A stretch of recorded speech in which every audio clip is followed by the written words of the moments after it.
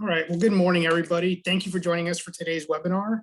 My name is Joey D'Souza, and I'm with the Able Trust, and I work with our High School Tech program, which is our signature youth program, as well as support our Young Professionals Network, which is our growing network for dedicated to helping young people with disabilities as they enter and grow in the workforce. Just a couple of announcements for today before we get started. We are recording today's webinar, and so it will be posted on our website after today's event. And you all, if you've registered for this webinar, you will get notification of when that is made available. Second, we will be using the chat box for any questions. So if you have any questions that come up during the course of today's presentation, feel free to put it in the chat box, and I will be taking note of all those questions and then kind of tossing them to Marty at the end of the webinar for her to answer. And lastly, I know we've all been on Zooms and Teams meetings and other webinars for the past year or so, but please mute yourself on your end, just so there aren't any background noises that are coming through today's presentation. So like I said, my name is Joey D'Souza, and thank you for joining us in today's webinar that is being hosted by the Able Trust Young Professional Network. The Able Trust developed the Young Professional Network to provide a group for people with disabilities as they enter and advance in the workforce to support their growth and their needs. We'll be launching a website very soon, probably this week, that will have more information about the Young Professionals Network, as well as the ability to register and join the Young Professionals Network. Today, I would like to introduce Ms. Martha Bryson, who has been an HR practitioner for over 25 years. She has her master's in legal studies, a Society for Human Resource Management certification, senior certified professional, and a senior professional in human resources certification. She also holds the Society for Human Resource Management specialty credential for people analytics. Her career has been in hospitality, entertainment, and healthcare. As a director of staff services for Hope Healthcare, she oversees those HR functions that employees interact with once they're hired, such as insurance, retirement, leave of absence, ADA, workers' comp programs, and the organization's occupational health department. Martha has served the HR Florida State Council in a variety of roles. And in 2021 will be her 9th year on the executive committee, where she holds the position of president-elect. Thank you, Marty, for being our facilitator and presenter today. Thank you all for joining us. And like I said, please put any questions you have in the chat box, and I will be keeping track of those. But with that, I will turn this over to Marty. Hello, everyone. Thank you so much for having me, and thank you so much for participating. I know that getting a job is hard. Last month, in December, you all had a good colleague of mine, a dear friend, Roger Lear, talk with you about providing tips on the job search process and how to position yourself as the best candidate for the job. And I watched that presentation, and I know that Roger discussed just how hard getting an interview can be, how getting your resume in the right person's hands at the right times. So when you all get that interview, you are so very excited, and you don't want to do anything at all. You're thinking in your mind, I don't want to jeopardize getting to the next level. I don't want to do anything that will prevent me from getting this job. And I get it. You all have fears that disclosing your disability could be a deal breaker. So I've been working with the Able Trust, and today we're really going to take a deeper dive into how to incorporate, how to discuss your disability with an employer. So part of our presentation over the next hour is we're going to really identify what the differences are between visible and invisible disabilities, talk a little bit about the Americans with Disability Act and what that means to you as a job candidate and as an employee. And then the really focus of our conversation today is going to be, when do you talk to your boss, the manager, the HR department about your needs? How do you get those into that recruitment process? And once you've decided when you're going to bring up that you need a special accommodation, We're going to talk about the interactive process and how that works, what you can expect. And then we're going to also talk about service animals, because those are a specific type of accommodation in the workplace. So let's get started.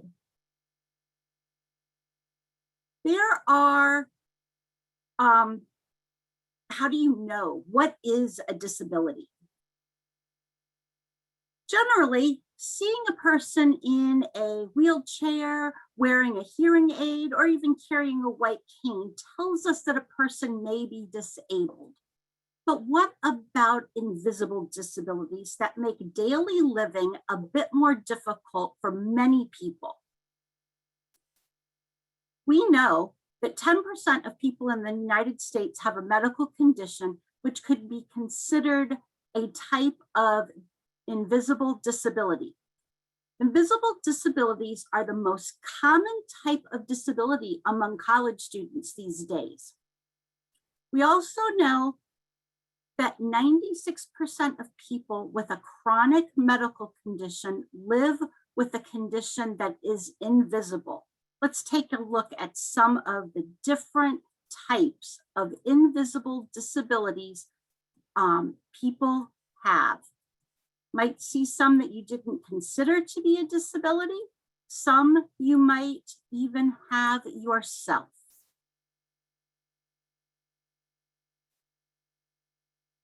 So about 25% of invisible disabilities have some type of activity limitation to them, ranging from mild to severe.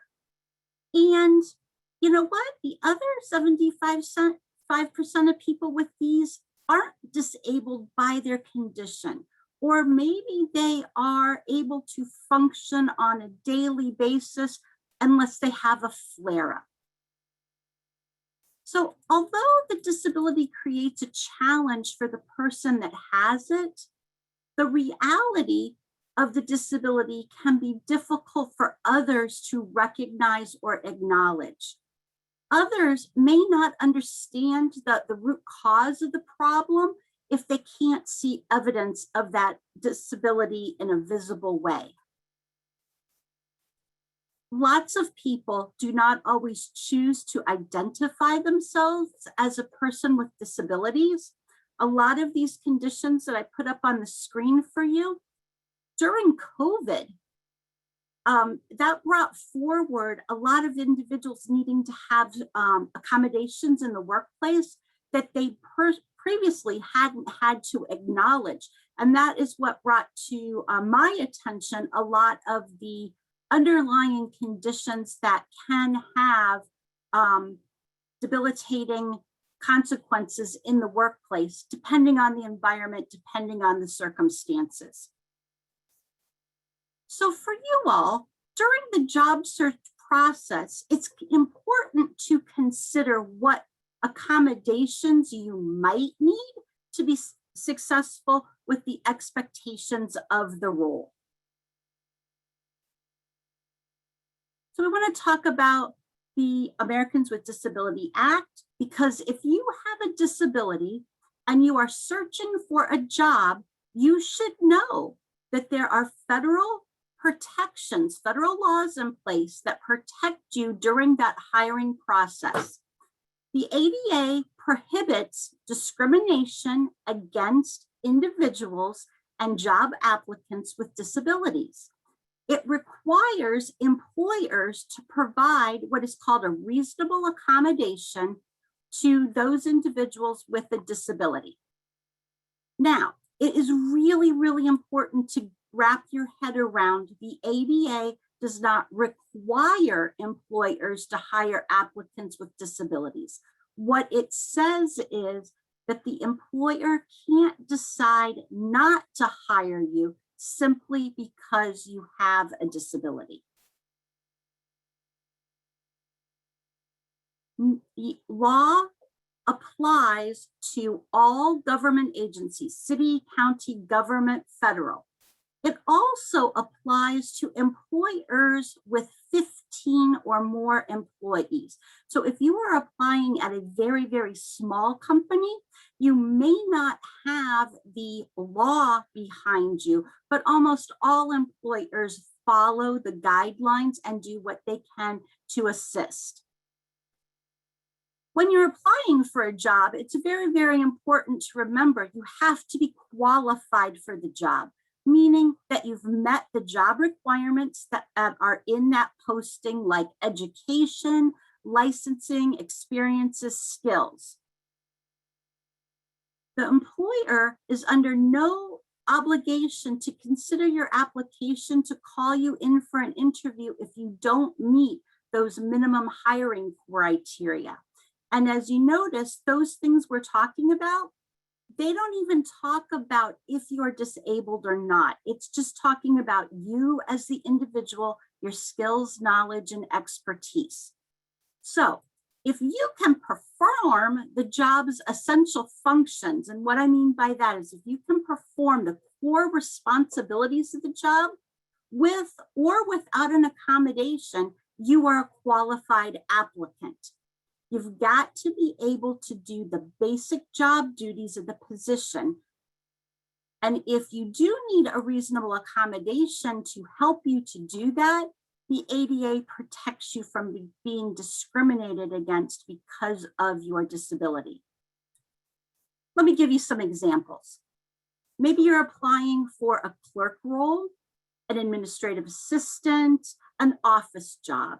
And in the, that company, maybe you would want a sit-stand desk so that you can stand up and sit down whenever needed. You have the flexibility to change positions. Also, you're protected from discrimination even if there are non-essential or side duties that you can't perform. So you've gotten this job as a clerk, you've gotten this job as an office individual. And they say, well, if the person that had this job before you, they always filled the water cooler. They put those 5-gallon bottles up when it got empty. Well, you know, if you have a back condition and you can't do that, that's okay. You just need to let them know because you have a lifting restriction. That's not really an essential part of the job. It was just something that was attached to it. So understanding also what are core responsibilities and what are side duties.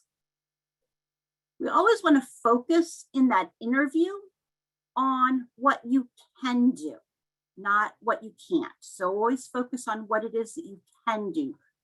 Talk to your strengths. When you're applying for a job, the applicant that's interviewing you, the individual that's interviewing you, they cannot ask you if you are disabled. They cannot ask you to talk about the nature or severity of your disability. What they can say is, can you perform the functions of the job with or without an accommodation? Can you describe or demonstrate how, with or without accommodation, with or without a help, an aid, a tool, you would perform the duties of that job? Have to remember also, so that you're not surprised, at some large employers and a lot of government agencies, they have an affirmative action plan in place. And this is, they have put together a strategy, a plan on how to actively seek out members who belong to particular demographic groups that it believes may be underrepresented in their workforce. Some common groups that affirmative action focuses on could be gender, could be ethnicity, could be disability. So as a part of the application process, they may ask you to self-identify as an individual with a disability. This is, and it's important for you to really remember this. It's for reporting purposes only, and it's not used to make a hiring decision. Actually, it's not a part of your application that is seen by anyone else. It is set aside in a database for number crunching. So if you choose to complete the voluntary self-identification, no one's going to ask you about your disability, and they're not going to ask you about any accommodations that you need, even if that form did say, is there an accommodation that you need?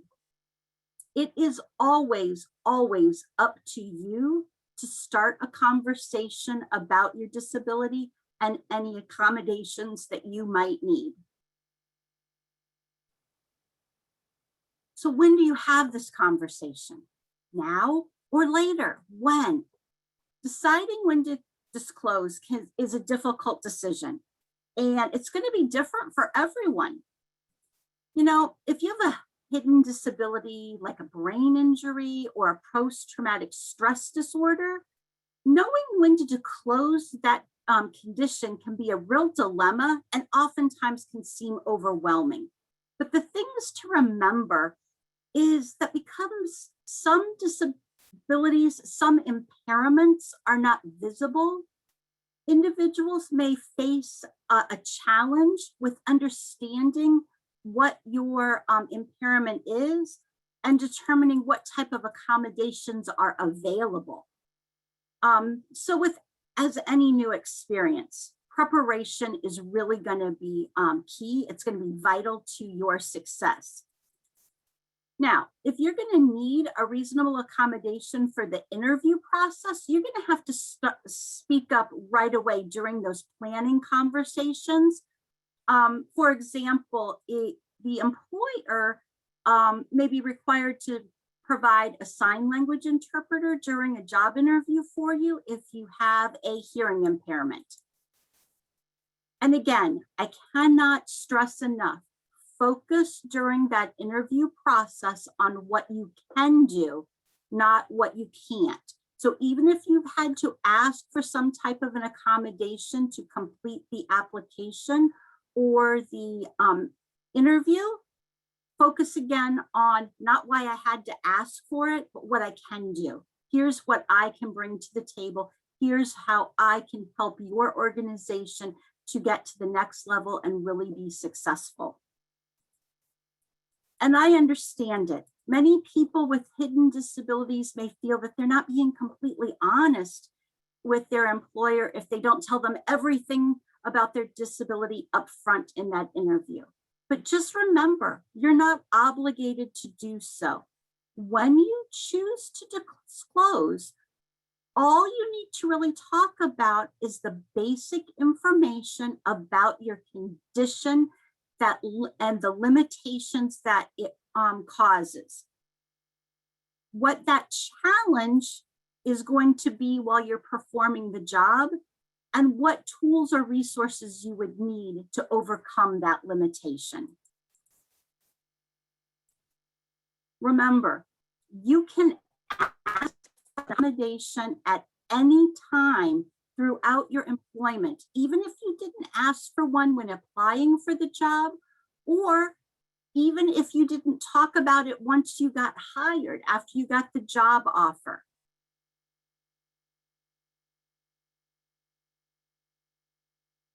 Reasonable accommodation is very, very simple. I know it's a big word and it sounds scary, but it's really just any change or an adjustment to a job or a work environment that permits you to perform the essential functions of the job and to enjoy all the benefits and privileges of being an employee at that organization.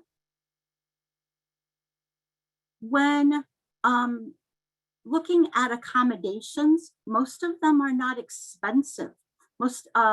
There is research out that shows that most accommodations cost the employer less than $500. Some of them are free. Some of them are just a change in process. There's not a cost involved with it.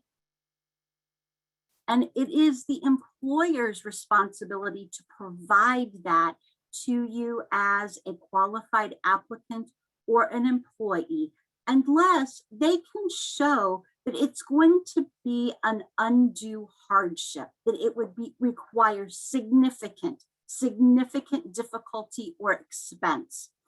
I've got some examples that can show what undue hardship could look like. For example, if you got a job as a waiter in a fine dining restaurant with really low romantic lighting atmosphere, and if you have a visual impairment and you need to have bright lights so that you can see what you're writing when taking people's orders or when you're looking at a menu, looking at the labels on wine bottles, etc., the employer isn't going to be able to provide that lighting. They're not going to be able to change the entire feel, culture, and atmosphere of their restaurant to accommodate your disability. So changing the lighting, putting on bright lights wouldn't work.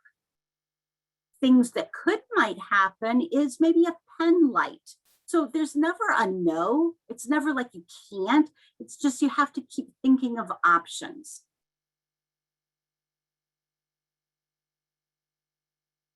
Those options can be job restructuring, part-time or modified work, parts and pieces of a vacant job, providing readers and interpreters that we talked about, or making physical modifications to the workplace so that it's usable. Maybe raising or lowering a desk, putting in a footstool so that your feet touch the ground, whatever you may need. But don't wait too long to say you need help. It's better to disclose your disability and request these tools and resources, these accommodations, before your job performance suffers or you have conduct problems, you have behavioral problems, because employers do not have to rescind disciplinary action that they had planned in place before they knew about your disability, and they don't have to lower a performance standard as a reasonable accommodation. It's always important to remember the purpose of these accommodations, these tools, these resources, these supports, is to enable someone that is qualified to perform the essential functions of the job. So you need to disclose when you first realize that you're having difficulties. Well, how do you do that? How do you do that? You simply let your employer know that you need an adjustment or a change because of your limitations caused by your disability. There aren't special forms and there isn't any technical language. There's not certain keywords, key buzzwords that you have to say. The employer should then discuss available options with you.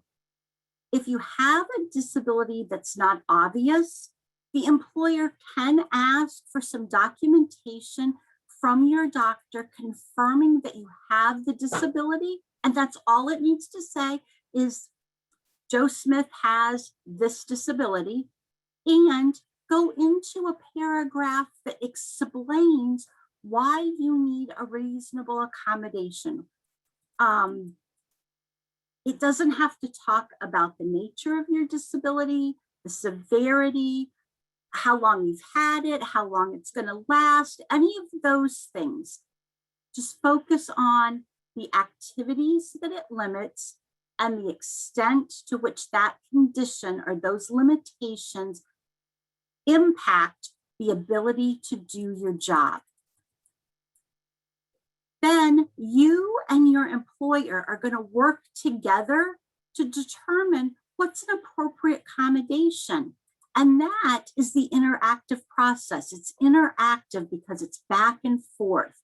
Conversation and dialogue from you and from your employer, maybe your doctor as well, if they have some input that can be clarifying. It's a discussion. I can't emphasize that enough. The interactive process is a discussion. It's not a be all end all, it's a conversation and it's ongoing because you're looking at various things and you're working together to find a solution.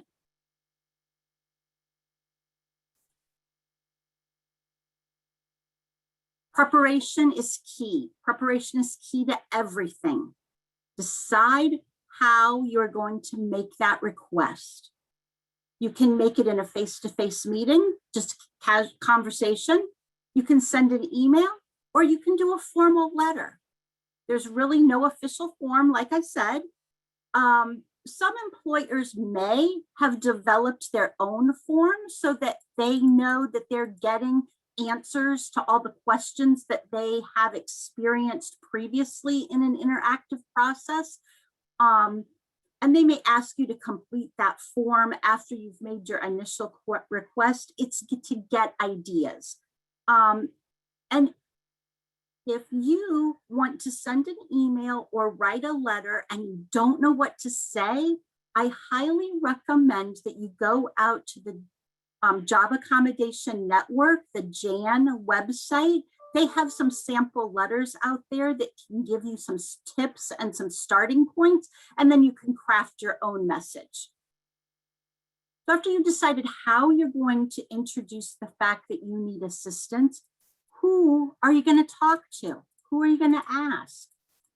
Really, it can be anyone in management that you are comfortable talking to.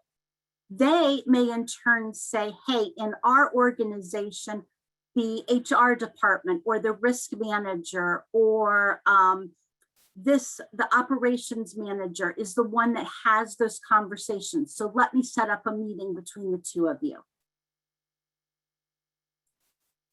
Now, if you've sent an email and you're not really sure who, you can send it to your boss and a bunch of other people, and that's okay to let lots know at the same time.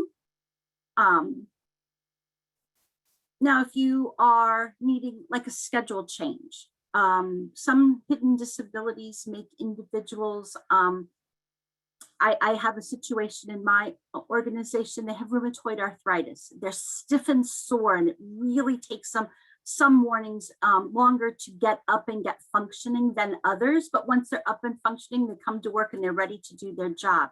So if they have come forward and said, hey, instead of starting at 8, like everybody else in the morning, if we could make my start time 9, I know that I can get to work and not be late at that time. That would be a conversation to have with like you and your manager.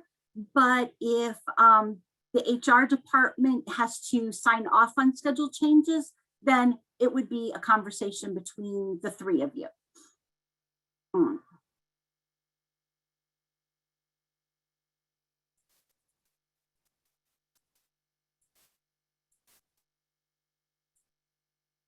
Part of that preparation is talking about why you need that accommodation.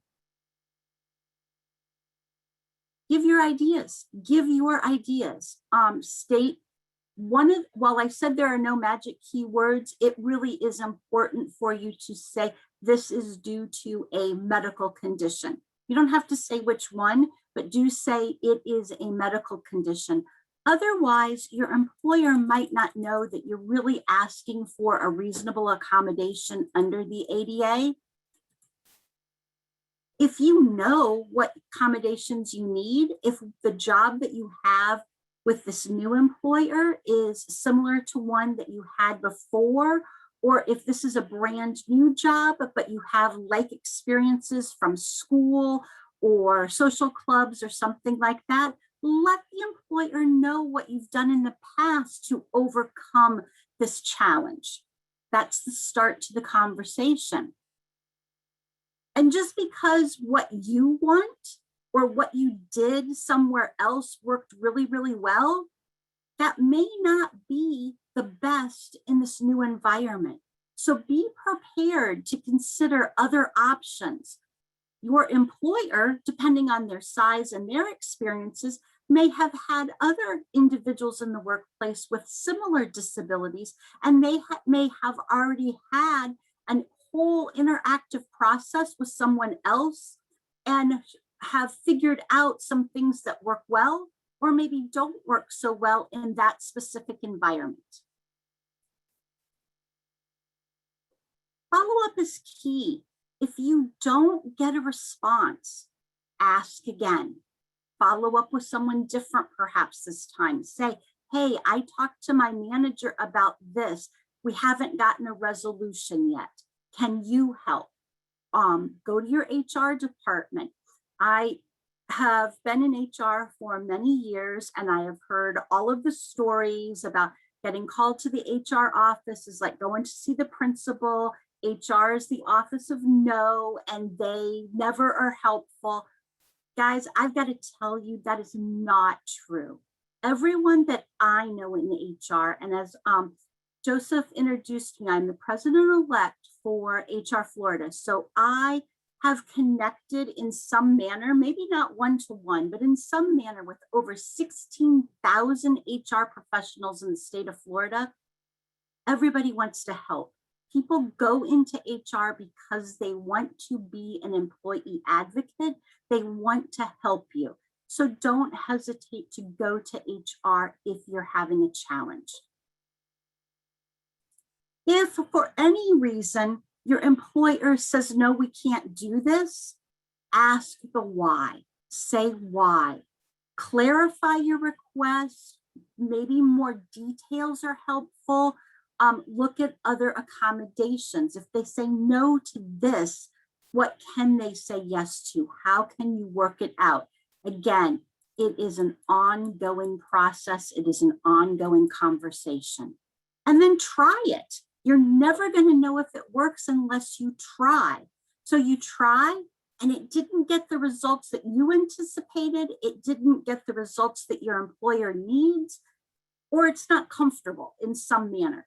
So have that conversation again. It is open dialogue on and on. So what are examples of a reasonable accommodation?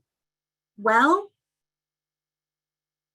you know, many people who do not have experience with disabilities always think, generalize, that people who have a visible disability have many, many more limitations than they truly do. But at the same time, people that have an invisible disability are perceived to have fewer limitations than they actually have. You have a right to keep the information about your disability private. It's not necessary in any way, shape, or form to tell your coworkers or your colleagues about your disability or your needs for accommodation. While they might be aware that you're getting accommodations, for example, you might get more breaks if you are diabetic and have to leave your workstation to go check your sugar levels or other things like that. But they don't need to know the why. And all you have to disclose if you choose to say anything at all is, I have a medical condition. That's it.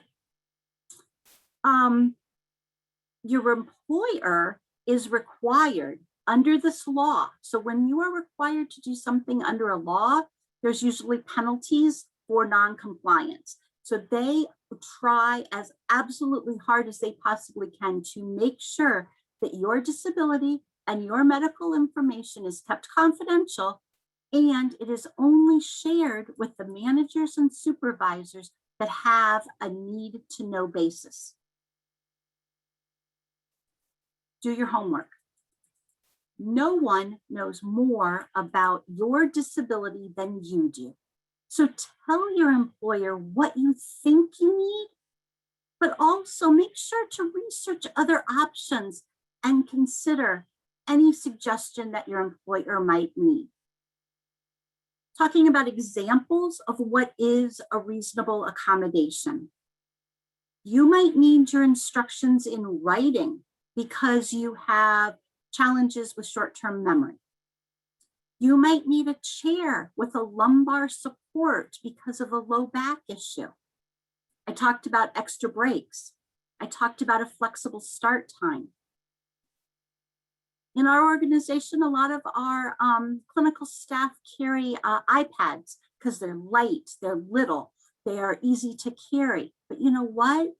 Some people have vision challenges, and that little font on the iPad is not, they can't see it. It doesn't help them to be productive, and they need a larger computer monitor. Of these examples, instructions and writing, again, there's no cost, there's nothing special about it. Extra breaks, if they're reasonable, doesn't really cost anything. A flexible start time, again, is not a huge outlay of expense for the employer. And so having that conversation is really the way to go to see what it is that you need in order to do your job successfully. Here are some resources. I talked about the Job Accommodation Network. It is a website. It is layers upon layers upon layers. They actually have an interactive process where you can put in things like, I am a nurse. I don't have use of my right hand. How can I function in an operating room? And it'll pull up suggestions, all kinds of suggestions. Another place to check is disability.gov. It is a subset of the Department of Labor's website that is focused on career advancement for people with disabilities. The third government agency I wanted to bring up today is the EEOC. That is the federal agency that has been established to enforce civil rights laws against workplace discrimination. So they are the ones that employers look to for guidance on how to accommodate what is reasonable, what is not reasonable. And as I said, when something is a law, there are typically penalties for non-compliance, and the EEOC is the one that issues those penalties. I want to talk about a very, very specific type of accommodation, which is a service animal.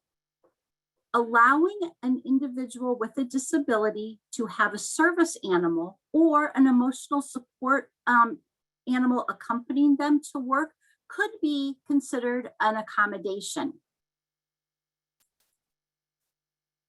If the disability is not obvious, or the reason that the animal is accompanying you is not clear, the employer may request documentation to establish the existence of the disability and how that animal helps you to perform your job. This documentation might include a detailed description of how the animal would help you with certain tasks, and really important, how the animal has been trained to behave in the workplace. Service animals and emotional support dogs are different. Emotional support pets are different. Therapy animals, emotional support, provide that reassurance in a clinical setting, and it's usually to improve physical, social, emotional, or cognitive functioning. So when you're looking at this interactive process, like I talked about earlier, part of it's just giving it a try. The employer might say, let's do this on a trial basis to see how it works. If your employer has never had animals in the workplace before, they may not be set up for it. And there's things that structurally, logistically need to be worked out.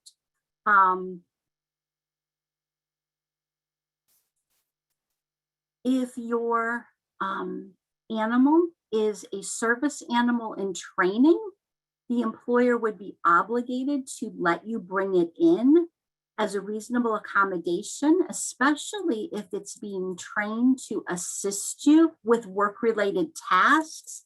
However, if it is an untrained animal, they do not have to allow it to come to work. I think any of us can think of a puppy, that's just bouncing around all day is not going to be conducive to any work environment. And whether it's a puppy or an older dog, if it hasn't been trained about how to behave as a service animal or an emotional support pet, it's going to be disruptive to the workplace. So it has to have its training first. Service animals and emotional support animals are vastly different. There are over 80 million Americans that have a service pet dog. It could be a guide dog for visual impairments. It could be a hearing or signal dog for those that have a hearing loss. It can be a psychotic service dog for detecting episodes that can help to lessen the effects of an episodic event. It can also be a sensory signal dog or a social signal dog, which are used not exclusively, but a lot with individuals who have autism. And then another recognized service dog is a seizure response dog, who helps individuals to have seizure disorders, whether it would be to detect that one is coming, or they may be trained on what to do when one does occur. But emotional support animals, comfort animals, and therapy dogs are not considered service dogs under the ADA. The ones we just talked about are actually listed out as specifically covered. And under the ADA, service dogs are the breed of animal that is species of animal that is considered to be a service animal. Other species, whether they're wild, whether they're domestic, whether they're trained or not trained, do not meet the legal definition of a service animal.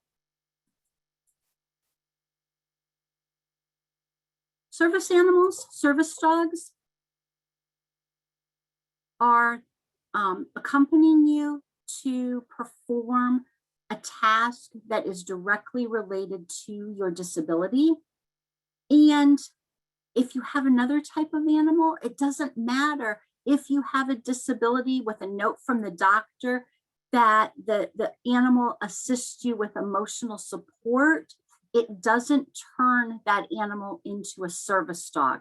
So I wanted to make sure I spent some time with you all this morning talking about the differences between the legally recognized service dogs under the ADA and the other animals that are used for emotional support, comfort, therapy that could be a reasonable accommodation, but they do not are considered a service animal.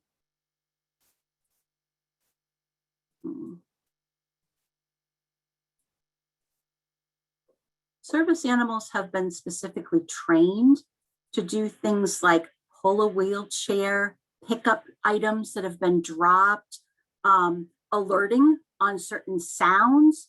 They may even be trained to remind someone when it's time to take their medication, or they may assist with like pressing an elevator button or the signal at a crosswalk.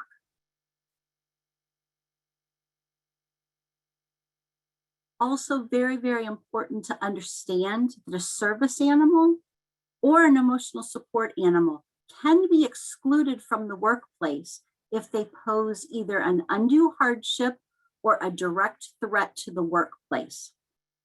One of the most common examples that I have when bringing in either emotional support or service animals into the workplace is then accommodating other individuals who have severe allergic reactions to animals. Working as an employer to keep those two separated, planning out timing so that the individual with the allergies isn't near the dog during certain times of the day, cleaning, extra cleanings, logistics that need to be done. So again, it's never a no, it absolutely can't happen, but sometimes there's a lot of logistics to go into making it reasonable for everyone. Why not me? Roger talked with you in December about getting a job, the difficulties that it is, presenting your resume in a manner that is going to catch people's attention. Current unemployment in Florida right now is 4.7. What that means that for every job that is posted, you are competing with almost 1 million other people for that job. Maybe not that specific one, but everyone in the workplace is looking at every job. I want to encourage you to not give up. If you're not chosen for a certain position, don't jump to the conclusion that it was because of your disability. There are going to be many perfectly reasonable reasons why an employer might have decided to hire someone else besides you. Skills, knowledge, past experiences. Take the time to talk with the recruiter, the hiring manager, whoever you've interacted with, and ask, why wasn't I chosen? Make notes. They might tell you. We were looking for a researcher that had 1,000 hours of lab experience with certain fungus, and you only had 750, and we hired Bob, who had 1,200. That's reasonable. So you now know you've got to go find some more experience if you want to be a research scientist working in a laboratory with that specific fungus in order to be hired at that employer. Incorporate into your next interview. Maybe you have plans. Maybe you didn't get hired for this job because of that lack of experience, but you already are in an internship or another program that is going to give you that extra time that you needed. The ADA does not require an employer to hire an applicant with a disability over other applicants. It only says that they cannot look at you and your application and say, oops, they have a disability. Nope, not happening. They have to give you the same opportunities that anyone else that applied for that job would have. Now, there are some job boards that are specifically for individuals that have disabilities. These are job boards that have pulled together employers that are committed to hiring individuals with disabilities, have the background, the resources at their locations in order to do it, that is part of their culture, that if you were hired by a employer that was advertising on one of these job boards, reasonably assured that you're not the only disabled person in the organization. So these are some job boards for you to check out. As Joseph said, he is monitoring the chat for questions, and I have seen it scrolling through, so it looks like there are quite a few of them. So Joseph, if you want to pose some of them to me, I will see what I can do to provide answers. Absolutely. Thank you, Marty. So I'll just start at the top. And the first one came to us from Jaden. And they asked, excuse me, does the ADA protect people with learning disabilities, autism, ADHD? Most definitely. Yes, it does. Yes, it does.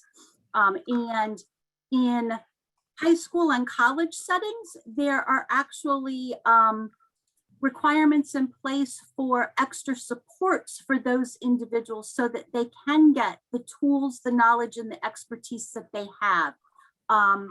Learning disabilities, autism. I'm aware of an organization in South Florida that actually works with individuals that have autism to prepare for interviews. Interviews typically are a rapid fire back and forth process where the applicant is being asked to talk about themselves, showcase what they know. This can be at times intimidating or very, very uncomfortable for someone who has a learning disability, autism, etc. Making eye contact during a job interview is a skill that hiring managers often look for. It is not comfortable for individuals with some disabilities to do that. So it's prepping. Both this organization in South Florida preps both hiring managers that will be hiring interviewing individuals with disabilities on what to expect and what not to expect, and also works with the applicant to be more comfortable in the interview process. Thank you. The next question came to us from Jody Ellis. She asked, many people who I support who have asked for an accommodation then are asked by HR to provide documentation of disability from a medical professional that needs to indicate limitations. Is this acceptable by law to ask for this detail? Yes, it is. Yes, it is. Yes. It is providing consistency throughout the organization so that that document is substantiating that I came forward and said I have a disability, and I really do. It helps to prevent fraud and abuse. And we have another one that came in from Eric Ford, and I'm actually gonna allow Eric to talk so he can ask you directly. So give me just a second. Of course. Eric, you can talk now if you take yourself off of mute to ask the question. Yes. I want jobs for interview. You want to ask me for an interview? Mm-hmm. I will get your information from Eric, or I'm sorry, from Joseph, and I will connect with you after this. And I will then make sure that I get with someone that is in your area. I live in Fort Myers, Florida. I'm not sure where you are. And we'll have an in-depth conversation about interviewing and jobs that are available for you in your area. Okay? Thanks, Marty. Of course. And then the last question that came in, would you recommend, when asking for an accommodation, would you recommend asking verbally or written, or does it matter? Do you think it doesn't really matter? Some of these accommodations can be so very, very fluid. If you say to your manager, hey, I have an issue with short-term memory, can you write down the instructions? That is asking for an accommodation, but it can be very, very informal. If you need your a specific type of monitor on your desk and you have to get with IT and purchasing, et cetera, putting it in writing may facilitate getting it to everyone that needs to know faster. So it the best answer is it depends. And then we had another one just popped in from John Glass. On the bottom of an application, they ask if you have or had a disability. Are you required to answer that truthfully, both ethically and or morally? Yes, yes, yes, you are. Because if you say no, and it later comes out that you do, and you lied on your application, you can be dismissed for falsifying those documents. your application in the employment process is considered a legal document? When you say yes, typically that is not seen until, as I talked about, until after you've been offered a job. I think we have covered all the questions unless anybody has any more to enter into the chat box. Marty, I know that I learned a lot today, and I know Marty, I think everybody knows that, Marty and I had an opportunity to talk and practice this webinar a couple of days before, just so we had all our ducks in a row. And I learned a lot during that. And so I'm really grateful for your time this morning and today because like I said, I learned a lot. And I'm hopefully everybody on the call, and we're getting some comments that people did thoroughly enjoy today's webinar and all the information that you imparted on us. So thank you, Marty. You're welcome. You're welcome. And anyone that may think of questions after the fact can get with Joseph. He has my contact information, and I'm happy to have dialogue afterwards as well. Okay. I think one question I might have is if we can share your slides to all the participants. Yes, yes. Right, I will get that over to you. I will get that over to you. Thanks, Marty. Like I said, thank you all for joining us today for this webinar. And thank you, Marty, again, for being our expert facilitator. We did record it, and we will make this recording available shortly on our website, and you all will be emailed to notify you when that is available. So thank you again for joining us, and enjoy the rest of your Wednesday and the rest of your week.